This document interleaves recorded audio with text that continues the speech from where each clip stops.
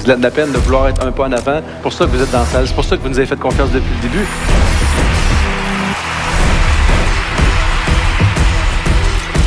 Ce que nous bâtissons, c'est un modèle durable où les données sont protégées ici, au Canada, où l'intelligence collective de nos experts continue de grandir, où nos talents s'épanouissent et où nous prenons le contrôle de notre avenir numérique. Mesdames et messieurs, bienvenue à Convergence 2025 par Micrologique, l'événement phare sur la souveraineté numérique au pays. Nous vous invitons à accueillir chaleureusement notre hôte cet après-midi, Madame Marie-Christine Leblanc. Bonjour, rebonjour pour ceux qui étaient présents ce matin. Si vous venez de vous joindre à nous, bienvenue. On est vraiment heureux de vous accueillir.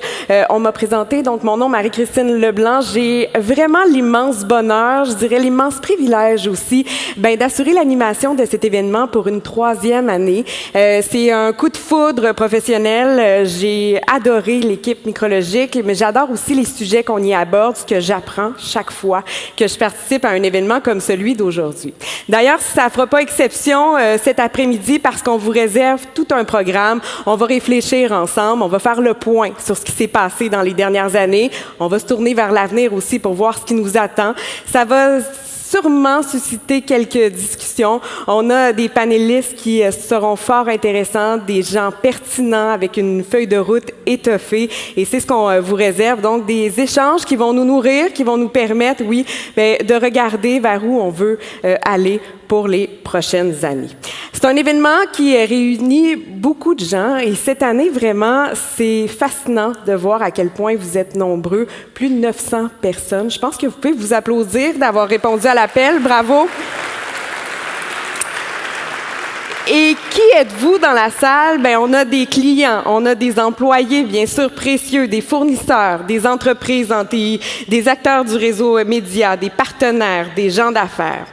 Et encore cette année, on va parler de cet univers numérique, mais on veut aussi faire un geste concret pour redonner à la communauté. C'est une tradition chez Micrologique, ça ne fait pas exception. Donc, on redonne à la Fondation du CHU de Québec à chaque année.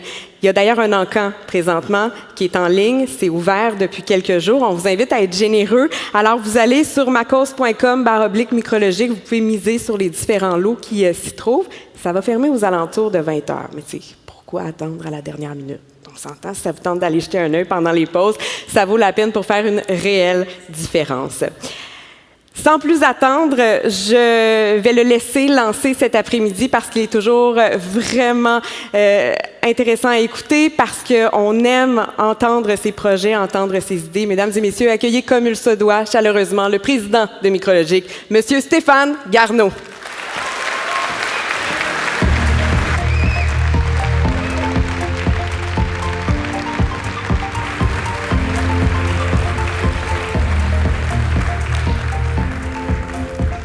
Ça va bien? Ça va bien? C'est impressionnant de vous voir. Je dirais même que c'est beau de vous voir. On n'est pas au Salon de l'Auto. On n'est pas dans un spectacle des remparts. On vient parler de la souveraineté de la donnée. Puis il y a 900 personnes qui se sont déplacées à Québec pour parler de ça. Moi, je vous félicite. Honnêtement.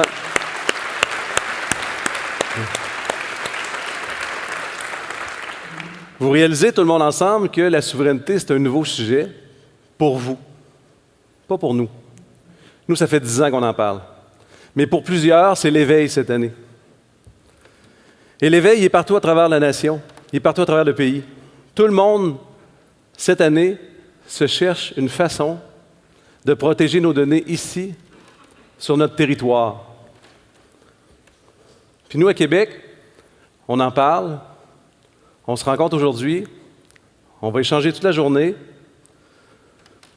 J'espère que le résultat de la journée, ça va être qu'on va poser des gestes concrets pour y adhérer.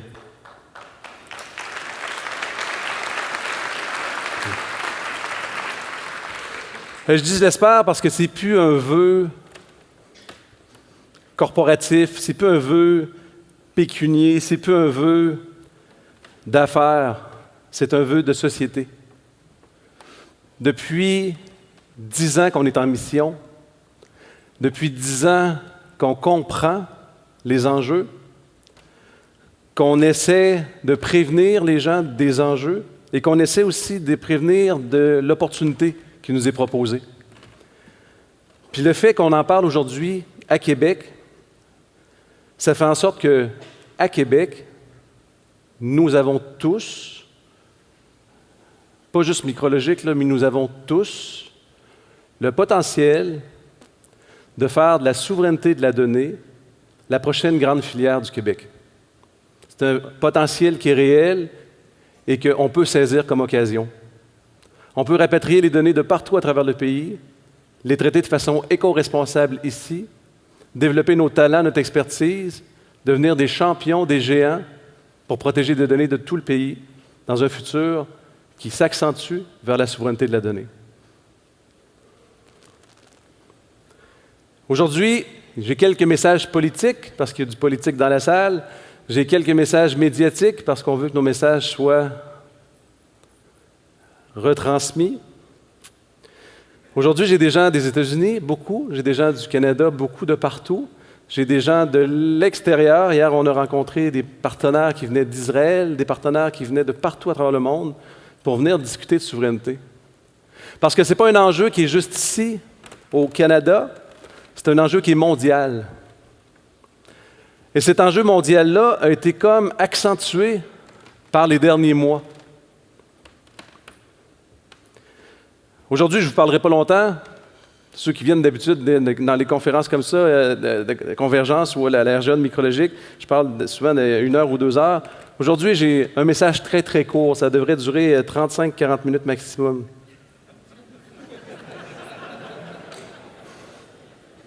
C'est ça.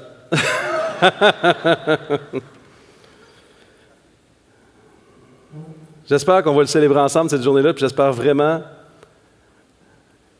qu'il va se passer quelque chose après. Il y a quelque chose de spécial aussi qu'on célèbre aujourd'hui, c'est que ça fait 10 ans que l'idée a germé. Ça fait 10 ans que Cyrus existe. Fait qu'aujourd'hui, on célèbre 10 ans de projet Cyrus. Avant, on l'appelait ça projet parce que c'était un projet. Donc aujourd'hui, c'est 10 ans de Cyrus. Et j'ai un petit texte que j'aimerais vous lire par rapport à ça. C'est une journée spéciale. On célèbre Cyrus. Il y a 10 ans, nous avons lancé notre cloud. Une idée simple et folle. Simple, bâtir le plus important cloud souverain au pays. Simple, simple, simple. Rassembler des cerveaux, des talents d'ici, et voir jusqu'où l'info nuagique peut nous mener. Pour notre organisation, c'est un levier pour assurer notre croissance et notre pérennité. Puis nous l'avons fait. Nous avons construit notre propre nuage. Son nom, c'est Cyrus. Cyrus, c'est un cloud souverain pour les données sensibles et hautement sensibles. Depuis nos tout débuts, notre combat, c'est la souveraineté numérique. Un cloud plus indépendant, plus responsable, plus humain. Notre bilan est très concret. 1,5 milliard de revenus générés ces dernières années. Des bénéfices entièrement réinvestis dans nos centres de données et dans nos équipes. Québec, Montréal, Toronto. 350 passionnés, parmi les plus talentueux que j'ai eu la chance de rencontrer dans ma carrière.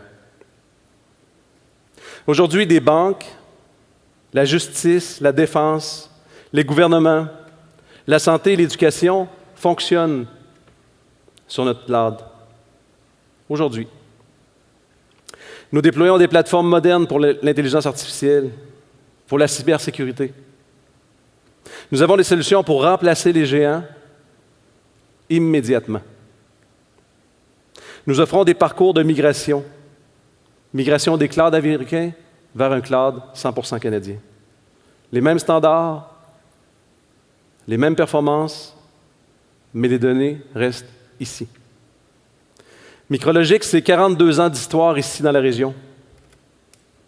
10 ans, Cyrus. Et toujours le feu sacré. On a trouvé notre créneau, notre place parmi les géants.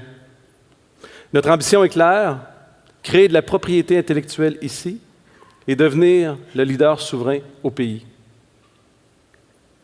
Former l'expertise ici, au Québec, pour soutenir nos entreprises et nos institutions dans la 4e révolution industrielle propulsée et portée par l'IA.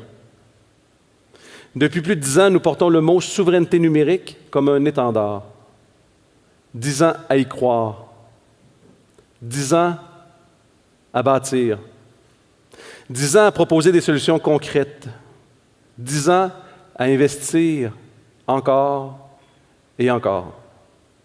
10 ans à prouver qu'on peut le faire. C'est comme, en fait, si, il y a 10 ans, on avait eu une boule de cristal qui nous montrait l'avenir. Nos données doivent devenir souveraines. Les données sont la richesse pour notre société. Nous devons protéger nos données. Et c'est notre avenir collectif, économique, technologique qui nous pousse à porter cette vision. Il y a 10 ans, c'était un rêve. Aujourd'hui, nous y sommes. Avant d'aller plus loin, je voudrais m'adresser juste un petit 2 minutes. J'ouvre une parenthèse puis je la ferme. Vous pouvez fermer vos oreilles, toute la gang. Juste mon équipe micrologique. Regardez autour de vous et savourez cette journée. 900 personnes sont ici pour vous. Vous avez bâti brique par brique un nuage. Mais vous avez surtout bâti une entreprise pérenne, humaine, socialement responsable. Une entreprise qui porte nos valeurs et notre signature. Une entreprise 100% d'ici. Vous pouvez être fiers, Micrologique, vous l'avez fait. Il y a 10 ans, j'ai imaginé Cyrus, mais grâce à votre talent, vous l'avez fait exister. Merci.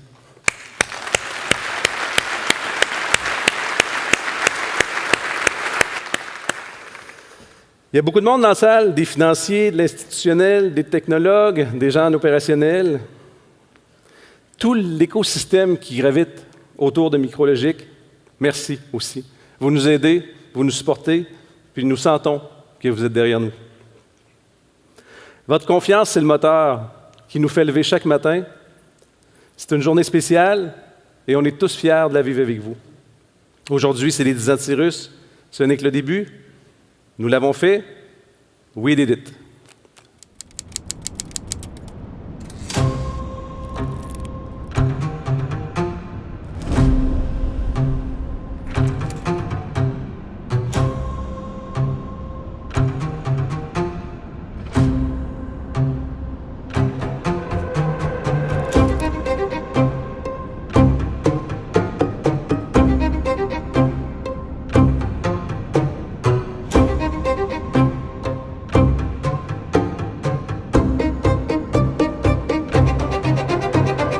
Parce que là, on ne parle pas juste de faire un choix d'un fournisseur infonuagique. On parle de faire un choix de ne pas envoyer 10 milliards par année aux étrangers. C'est de ça qu'il est question. Moi, je ne suis pas juste en train de vous vendre un cloud. Ce que je fais aujourd'hui, c'est que je suis en train de faire réaliser collectivement à tout le monde qu'on a une problématique si on s'imagine qu'il n'y a pas d'alternative canadienne pour faire un cloud souverain, puis que 10 milliards par année doit aller aux États-Unis, sans qu'on réfléchisse. The information age we live in means it's no longer about who makes steel or controls oil, but who's got your data. Ne laissons pas notre identité numérique nous échapper. Profitons de cette opportunité pour être des leaders.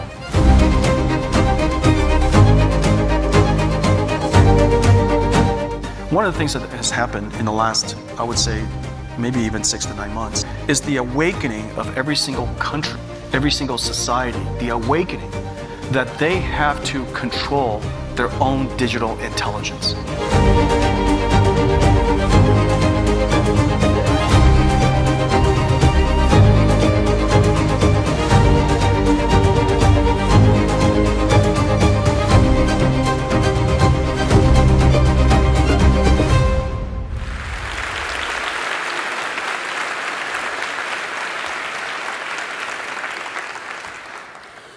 Le grand patron d'NVIDIA, ceux qui ont des actions d'NVIDIA savent à quel point c'est rendu un grand patron. Le grand patron d'NVIDIA appelle tout le monde, tous les pays. Il le dit, là, awakening. Il espère que les gens se réveillent. Il espère que chaque pays décide, exécute, mette des choses en place pour assurer chacun notre souveraineté de la donnée. Pourtant, le grand patron d'NVIDIA, ses plus gros clients, savez-vous c'est qui? C'est Google, Microsoft et Amazon. Je ne veux pas lancer un chiffre en l'air, là, mais la majorité des processeurs que NVIDIA fabrique s'en vont dans ces trois destinations-là. Alors pourquoi ce monsieur-là parlerait contre ses clients? Parce que ce monsieur-là, il ne veut pas que l'intelligence artificielle appartienne à quelqu'un. Il ne veut pas que ça appartienne à Google, il ne veut pas que ça appartienne à Microsoft, il ne veut pas que ça appartienne à Amazon. Lui, ce qu'il veut, c'est l'utilisation de l'intelligence artificielle d'une façon libre, d'une façon souveraine, et de faire en sorte que chaque pays se l'approprie. Que chaque pays fasse en sorte d'avoir sa souveraineté et son histoire. Parce que ceux qui ont écouté la conférence de Robert ce matin au sujet de la souveraineté de la donnée, est-ce qu'on veut devenir gris, beige? Est-ce qu'on veut que nos données du Québec soient cumulées dans les données de tout le monde en Amérique et que quand on pose une question à un ChatGPT, ce soit une question générique qui nous réponde? Ou on veut avoir des données en lien avec notre histoire, notre vie à nous, nos valeurs à nous, nos lois à nous, nos coutumes à nous, nos façons de faire à nous, notre façon de voir les choses à nous, nos façons de penser même. Parce qu'on n'a pas tous les mêmes façons de penser. Parce qu'on n'a pas tous les mêmes lois. Parce qu'on ne veut pas avoir une uniformité sur la pensée. On veut chacun garder ce qu'on appelle notre souveraineté numérique. Et le patron d'Amazon, il dit, ça serait le temps, là. Ça serait le temps que chaque pays comprenne l'importance de nourrir la bête avec ses propres données. Puis comment on fait pour nourrir la bête? Ben, c'est avec n'importe quoi. C'est avec vos téléphones, c'est avec vos ordinateurs, avec vos Teams, avec vos plans du prochain avion, avec vos bases de données, avec vos projets de loi, avec vos études, vos recherches, avec le milieu de la santé, le milieu de l'éducation. En fait, l'ensemble de notre société nourrit la bête. Et nourrir la bête, ça vaut de l'argent. Parce que la bête, elle a faim et elle a soif. Elle a soif de donner et elle a faim, cette bête-là. Ceux qui ont écouté la conférence de Patrice tantôt, les premiers modèles LLM étaient avec 35 milliards. Les seconds étaient à 90. Là, on est rendu à 135 milliards de données. C'est une recherche statique, mais qui ne contient pas grand-chose de nous. Alors là, la prochaine vague, ça va être de mettre un peu plus d'intelligence et un peu plus de contexte, comme Patrice disait. Alors, c'est ce qu'il faut qu'on fasse. Il faut qu'on nourrisse la bête de contextes qui nous appartiennent, de contextes que c'est nous, puis de contextes que c'est vous, et de contextes qu'on protège et qu'on va savoir si ça nous tente ou non de le partager avec les autres. Mais non pas de le donner et après ça, tenter de le récupérer. Nourrir la bête, pourquoi? Hein? Oui, pour la souveraineté, mais aussi pour comprendre la bête. Moi, il y a 10 ans, quand j'ai parti un cloud, je n'arrêtais pas de dire aux gens, c'est pour comprendre, je veux comprendre l'info nuagique. On va installer des serveurs, on va installer du stockage, on va installer des logiciels. Les gens vont venir consommer des solutions à la demande. Puis, on va comprendre comment facturer, on va comprendre comment faire du support, on va comprendre comment déployer, on va comprendre comment sécuriser, on va comprendre comment mettre les réseaux de communication, on va comprendre comment se connecter sur les autres clouds. On va comprendre c'est quoi de l'info nuagique, puis on va être capable de bâtir un cloud. Fait que ce qu'on appelle se placer dans un contexte favorable. Mes 2 fils sont dans la salle, puis à chaque fois qu'ils m'entendent dire se placer dans un contexte favorable, eux, ce qu'ils ont en tête, c'est quand ils jouent aux jeux vidéo quand ils étaient jeunes, puis que je leur disais, sors dehors, va te placer dans un contexte favorable, tu vas sûrement trouver un ami, tu vas sûrement trouver quelque chose à faire qui ne sera pas d'être devant ton ordinateur. Mets-toi en mouvement. Ils sont plus capables de m'entendre dire ça. Mais moi, je continue à le dire parce que je crois qu'il faut pratiquer. Je crois qu'il faut pratiquer à déployer des solutions infonuagiques chez des clients. Puis qu'en déployant 5, 10, 100 fois cette solution-là, à un moment donné, on finit par trouver quelque chose. On finit par trouver un irritant. À chaque fois que je déploie ma solution, il y a tout le temps une place là, qui me semble que je pourrais améliorer. Ah, cette solution-là n'existe pas, bien, je vais la créer. Ça s'appelle créer de la propriété intellectuelle. Puis pour créer de la propriété intellectuelle, il faut être en mouvement. Et quand on réussit à créer de la propriété intellectuelle, c'est ça qui valorise nos organisations et c'est ça qui fait qu'on peut après ça aller à l'externe pour dire à tout le monde, voici la bonne nouvelle et la bonne idée que j'ai trouvée, puis vous devriez faire la même chose. Et c'est comme ça que les grandes innovations se produisent. Donc, il y a 10 ans, quand on a parti Projet Cyrus et qu'on s'est mis à déployer nos solutions dans les banques, dans les ministères, dans les sociétés d'État, dans à peu près tout ce qui est très grande entreprise ici, on en a créé de la propriété intellectuelle. On a vu c'est quoi que ça faisait de mettre plusieurs cerveaux ensemble puis de dire « j'ai engagé les meilleurs de notre domaine, s'il vous plaît, bâtissez-moi un cloud ». Mais quand ces gens-là se mettent en mouvement, ils font beaucoup plus que bâtir un cloud. Ils comprennent l'infonuagique, ils comprennent tous les modèles d'infonuagique, ils comprennent c'est quoi les avantages, les défauts, ils comprennent qu'est-ce qui fonctionne bien, qu'est-ce qui ne fonctionne pas bien, et ils voient venir la prochaine vague. On est là-dedans à temps plein, on en mange du lundi au vendredi, nous ne parlons que de ça. On devient des experts. Fait que nous, quand on va chez un client, puis que le client nous parle de Microsoft, Google, Amazon, pour nous, on ne voit pas Microsoft, Google, Amazon comme un client. On voit, comme un fournisseur, on voit Google, Microsoft et Amazon comme l'un des nôtres. Nous faisons la même chose. Nous installons nos serveurs dans les mêmes centres de données. On le sait, ils sont à côté de nous autres. C'est à peu près les mêmes serveurs en plus qu'on installe. Nous installons les mêmes hyperviseurs pour recevoir vos VM. On le sait, c'est les mêmes.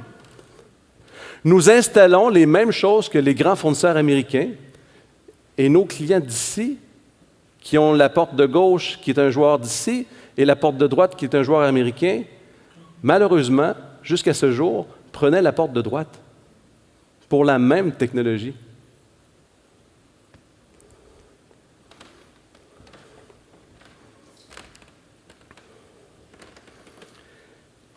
J'ai vu dans les, je dirais, 12 derniers mois, une inquiétude se créer par rapport à l'intelligence artificielle.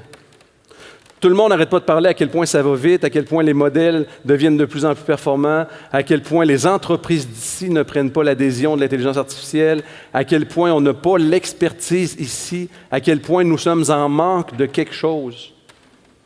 Si c'était un autre domaine, je ne dirais pas que c'est inquiétant. Mais l'intelligence artificielle, c'est tout. C'est la prochaine révolution industrielle. Si nos entreprises ne prennent pas le virage de l'IA, elles vont mourir. Si nos sociétés, si notre santé, si notre éducation, si, nommez tous les corps de métier que vous voulez, ne prennent pas le virage de l'intelligence artificielle, ils vont mourir. À chaque année, je m'en vais à Montréal voir l'événement annuel sur l'intelligence artificielle. Puis à chaque année, je vois des clients qui se disent « Bien, j'entends parler de l'intelligence, ils me disent que je vais être dans le trouble si je ne le fais pas, par où je commence? » Et là, on ne trouve pas à tous les coins de rue du monde qui peuvent nous aider pour intégrer l'intelligence artificielle dans nos organisations. On ne trouve pas à tous les coins de rue des gens qui peuvent venir nous aider à déployer l'intelligence artificielle dans nos applications. On ne retrouve pas à tous les coins de rue des gens qui peuvent venir nous aider à sécuriser notre intelligence artificielle.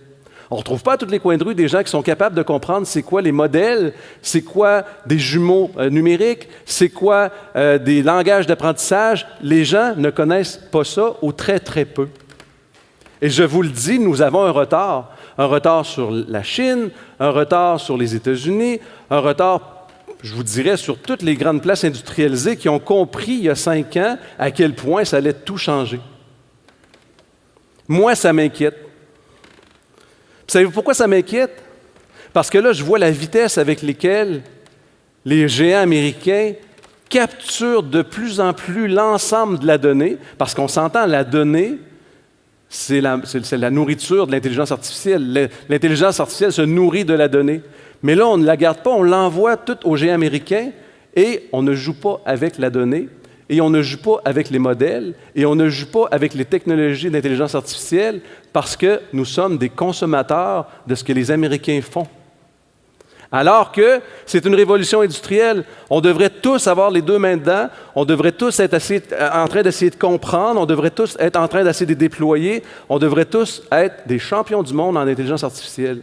Il y a 10 ans, quand on a commencé à faire un nuage, on n'était pas des champions.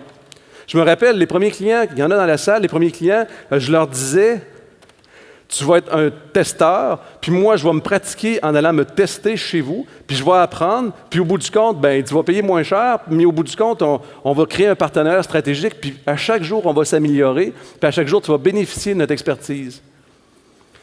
C'est exactement ce qu'il faut faire avec l'IA aujourd'hui. Il faut devenir des champions de l'IA.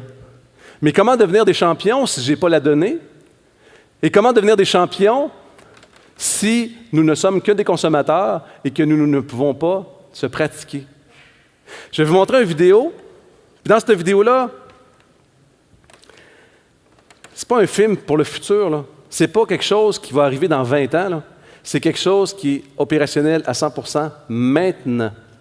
Ça a été annoncé au printemps. C'est maintenant que ça se passe. Et c'est maintenant que ça se passe dans nos industries. Ça va parler beaucoup de robotique, mais je veux que les gens prennent conscience à quel point nous sommes en retard et à quel point, si je demandais à n'importe qui dans la salle, es-tu capable de parler intelligemment de ces technologies-là? Est-ce que tu es capable de comprendre qu'est-ce qu'il y a derrière? Est-ce que tu es capable de comprendre qu'est-ce que ça prend comme quincaillerie logicielle, les outils, les modèles pour faire ça? La réponse serait malheureusement très faible. Et moi, je pense qu'un peuple riche doit avoir des réponses riches aux questions les plus futuriste qui va se dresser dans notre route, c'est la 4e révolution créée par l'intelligence artificielle. Alors, la petite vidéo, s'il vous plaît, sur la 4e révolution industrielle. It began here. The first industrial revolution. Watt's steam engine and the mechanized loom introduced automation and the advent of factories, and industry was born. The age of electricity. Ampere unraveled electromagnetism. Faraday built the first electric generator, and Maxwell laid the foundations for modern electrical engineering. Siemens and Wheatstone's dynamo.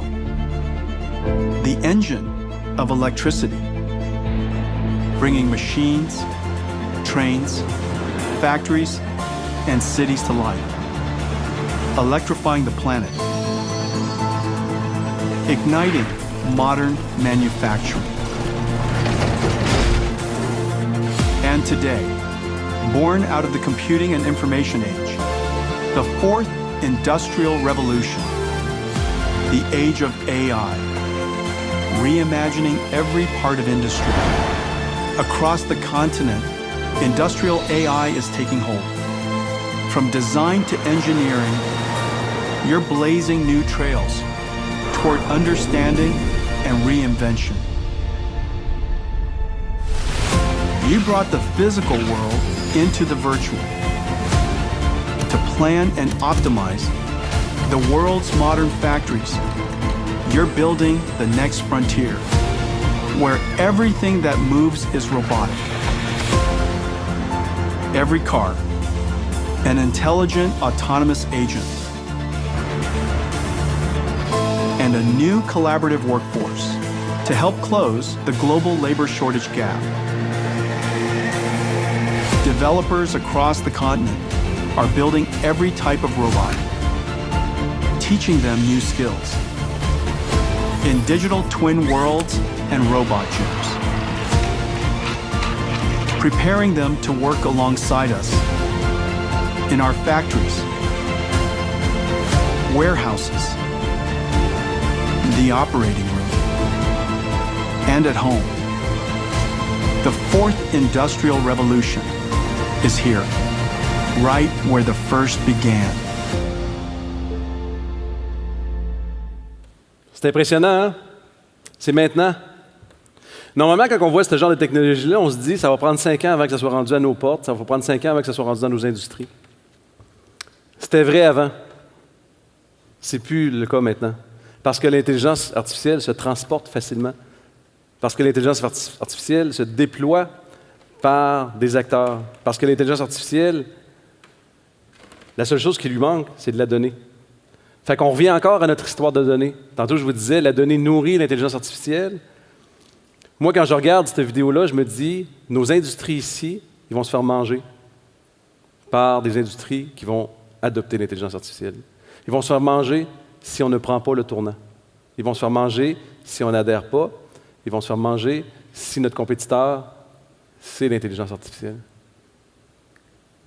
Fait que moi, je pense que quand on parle de la souveraineté de la donnée, tout le monde a en tête, plutôt que d'envoyer mes serveurs chez Amazon, je vais les envoyer chez Microsoft, ou je vais me créer un cloud privé, ou je vais ramener mes données à la maison. Non. Ça, c'est il y a 10 ans. Aujourd'hui, la donnée, elle va nous servir à nourrir la bête. Puis la donnée va nous servir aussi à nourrir nos entreprises. Parce qu'en acheminant nos données ici, dans les entreprises canadiennes, plutôt que de les envoyer aux États-Unis, bien, on nourrit les entreprises d'ici. On nourrit l'innovation, on nourrit la propriété intellectuelle, on nourrit la recherche, puis on nourrit la productivité de nos entreprises. Fait que vous voyez la boucle que je suis en train d'essayer de vous faire comprendre, c'est qu'il y a 10 ans, on a livré un cloud, on a compris, on a appris, puis on a réalisé l'importance de la donnée. On est devenus des champions du monde. Pour vrai, on est le premier fournisseur infonuagique souverain au pays. On a des banques, comme je vous disais tantôt, on a une multitude de clients. Fait qu'aujourd'hui, la question n'est plus de savoir, es-tu capable ou t'es pas? On ne parle plus de ça. Aujourd'hui, on parle, OK, la prochaine vague, c'est quoi qui va se passer?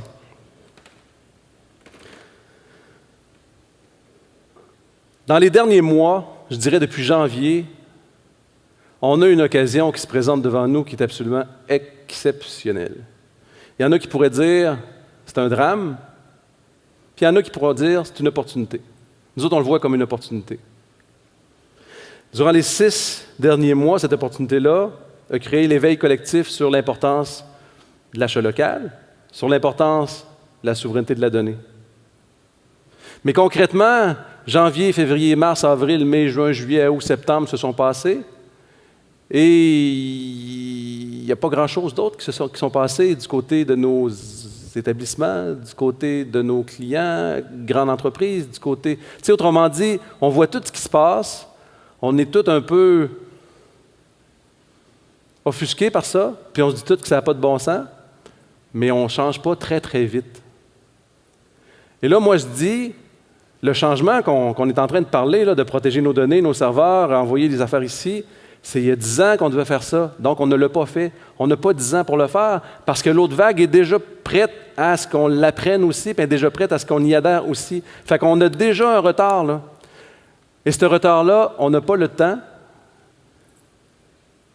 de laisser, je dirais, la machine normale agir. Il y en a certains, nous on a parlé beaucoup dans les derniers mois, puis il y en a certains qui disaient la souveraineté de la donnée, c'est possiblement une situation au niveau national qui n'est pas loin d'une question de sécurité nationale. Donc, si les gens sont presque prêts à dire que la souveraineté de la donnée, c'est presque une question de sécurité nationale, pourquoi on ne bouge pas plus vite pour prendre les clouds canadiens et faire en sorte que ça devienne ces clouds-là qui sont prêts, qui ont déjà investi depuis 10 ans? Ça va être ça, notre autoroute canadienne. Pourquoi on ne va pas plus vite que ça? Peut-être parce qu'on a la mémoire courte, puis peut-être parce qu'on se dit « Ah, finalement, c'est pas si pire ». En fin de semaine, j'ai essayé de faire un petit texte pour vous rappeler les 6 derniers mois. Puis, je me suis dit, une image vaut 1000 mots. Fait que je suis allé rechercher des petits clips des 6 derniers mois. Puis honnêtement, quand j'ai réécouté mon petit vidéo de 6 minutes, je me suis dit, je pense qu'ils vont comprendre. Stéphane Garneau a tout misé sur le nuage et se considère comme un pionnier. Ça fait 10 ans qu'on développe notre cloud, ça fait 10 ans qu'on contracte des clients du gouvernement, de la santé, de l'éducation, des grandes banques. Convaincu que l'avenir de l'informatique passe par le stockage en ligne des données, il a investi dans une batterie de serveurs ultra sécurisés située au Québec et a entrepris de convaincre les pouvoirs publics de lui faire confiance et d'encourager une entreprise d'ici. L'info numérique, on parle de 10 milliards par année que le pays dépense. Le pays pourrait investir plutôt que de dépenser 10 milliards par année. Investir dans les sociétés d'ici, pour nos propres données ici et pour nos propres équipes. Les compagnies d'ici, comme Micrologic, semblaient condamnées au rôle de David contre les Goliaths américains. Mais une série d'événements, depuis le début de l'année, pourrait bien tout changer. À commencer par la décision d'Amazon de fermer ses centres de distribution au Québec. Un départ soudain vécu comme une gifle par le gouvernement provincial, au point de le pousser à revoir ses liens d'affaires avec le géant américain. Bien, en fait, on est en train de faire le recensement de tous les contrats qu'on a avec Amazon. C'est quoi la valeur? Quelles sont les dispositions juridiques qui sont possibles? Mais la volonté de s'émanciper des technologies américaines est là. You know, we're not treated well by Canada, and we have to be treated well. L'arrivée au pouvoir de Donald Trump et son attitude de plus en plus agressive envers le Canada soulèvent aussi beaucoup d'inquiétudes. Surtout qu'il était entouré, lors de son investiture, des patrons de tous les géants américains de la technologie, Google, Apple, Facebook, Amazon et Microsoft. À Ottawa, on se dit déterminé à en tirer les conséquences. Il y a une réflexion à faire. Moi, justement, les règles du jeu ont changé. Les dernières semaines, les derniers mois nous forcent, dans le fond, à repenser certaines de ces stratégies-là qu'on avait. Il y a comme un éveil collectif où là, il faut se poser des questions sur la sécurité, sur aussi les investissements qu'on peut faire pour ramener ces données-là chez nous. Pour Stéphane Garneau, c'est d'abord et avant tout une question de souveraineté numérique. Car selon lui, confier nos données à des opérateurs américains assujettis aux lois américaines, surtout dans le contexte actuel, représente un risque. Pour l'ancien officier militaire Steve Waterhouse, c'est aussi une question stratégique. Les données aujourd'hui au 21e siècle, ça a plus chère valeur que de l'or ou de l'argent. Est-ce qu'on veut laisser fructifier cet argent-là ailleurs ou bien on peut le faire ici? Le Canada, selon lui, est à la croisée des chemins et il est essentiel de ne pas répéter les erreurs du passé. Merci, Madame la Présidente. Il y a 10 jours, Amazon a fermé ses 7 entrepôts au Québec. Jeff Bezos traitait déjà ses employés québécois comme de la chenoute. Maintenant, il les jette à la rue comme des vieux Kleenex. Amazon ne mérite pas de tapis rouge de la part du gouvernement. Les employés licenciés demandent au gouvernement de fermer le robinet d'argent public, de l'argent des Québécois, vers Amazon. Contrats pour les données, achats gouvernementaux, tout ça doit cesser. La réponse du premier ministre. Oui, Madame la Présidente, je suis d'accord avec la chef du deuxième groupe d'opposition. Ce qu'a fait Amazon, c'est inacceptable. Maintenant, Madame la Présidente, j'ai demandé à la présidente du Conseil du Trésor de revoir les contrats avec Amazon. Moi, ce que je veux l'entendre dire, c'est oui, j'ai un engagement ferme pour arrêter de faire affaire avec Amazon. Idéalement, on voudrait s'en passer. On est en train de regarder ce qu'on peut faire avec les contrats existants, puis on est en train de regarder ce qu'on fait pour la suite des choses. Il n'y a rien que je rêverais de plus que de remplacer Amazon. Il y a des entreprises québécoises qui se développent, pour lesquelles qui ont reçu des contrats. Je pense à Micrologic, qui a des contrats et qui se positionnent. Et on est en train de regarder avec le MCN pour inclure aussi la notion de souveraineté de nos données. En tant que directeur des affaires publiques et juridiques, vous représentez Microsoft France auprès des décideurs publics. Êtes-vous personnellement prêt à garantir sous serment devant cette commission que les données des citoyens français confiées à Microsoft via l'UGAP ne seront jamais transmises à des sociétés étrangères sans l'accord explicite des autorités françaises? Non, comme je vous l'ai dit, je ne peux pas le garantir. Major thing we're announcing today is a comprehensive buy Canadian policy. We are on a mission to build Canada strong. A lot of things must change. At present, Canada's public procurement is following outdated rules of that old free trade order that no longer exists. For years, we've been buying as a government significantly from foreign suppliers for short-term gain. Now we need to use government procurement using Canadian taxpayer dollars to spur Canadian businesses for longer-term prosperity. To support Canadian industries, the government's introducing a new comprehensive Buy Canadian policy that will move from best efforts to buy Canadian to a clear obligation to do so.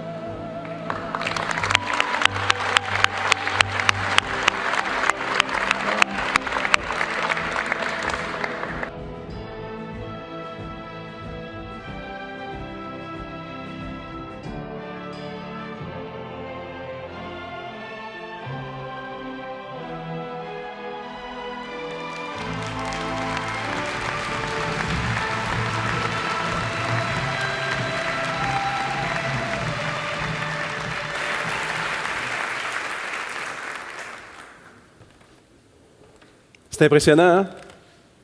Mis bout à bout comme ça. Comme je vous disais en début, nous, on est dedans depuis 10 ans. Là, je pense qu'on n'est plus seul à voir ces choses-là. Je pense qu'il faut qu'on fasse un appel à l'action ensemble. Je pense que les 900 personnes qui se sont déplacées aujourd'hui, de partout à travers le pays, pour parler de souveraineté de la donnée, ont un message clair à envoyer. En tout cas, moi, j'en ai un à envoyer. Un message pour le premier ministre du Québec, M. François Legault, le premier ministre du Canada, le très honorable M. Mark Carney, les ministres François-Philippe Champagne, Evan Solomon, Mélanie Joly, Joël Lightbound et Gilles Bélanger. Je m'adresse à vous directement. C'est un appel clair, un appel à l'action. Vous avez le pouvoir d'agir concrètement et rapidement pour changer le cours des choses. Aujourd'hui, nous ne parlons plus seulement de cloud. Nous parlons de notre souveraineté numérique. Depuis 10 ans, nous avons prouvé qu'il était possible de bâtir un cloud souverain, performant, éco-responsable et porté par des talents d'ici. Nous avons avancé malgré les vents contraires, malgré les barrières. Et aujourd'hui, ce rêve est devenu réalité. Un nuage canadien reconnu par Gartner, crédible, capable de rivaliser avec les plus grands. Ce que nous avons accompli, ce n'est que le début. Le véritable défi, ce n'est pas seulement de bâtir un nuage souverain, c'est de le faire ensemble. Ensemble, les entreprises, les gouvernements, les institutions et les partenaires. C'est notre histoire, c'est nos données, c'est nos lois, c'est nos règlements, c'est nous qui décidons qu'est-ce qu'on veut pas, ensemble, pour garder ici la valeur, la richesse, les emplois. Ensemble, pour bâtir une économie numérique plus forte, plus libre, plus responsable. Ensemble, pour être dans un contexte favorable, pour embrasser la révolution de l'IA. C'est une question de sécurité nationale, c'est une question d'économie, c'est une question de fierté. Nous avons le potentiel d'être le prochain CGI, né d'ici, porté par nous tous, avec la trame de fond, la souveraineté de la donnée. Et les solutions, elles sont simples. 2 gestes à poser. Acheter local.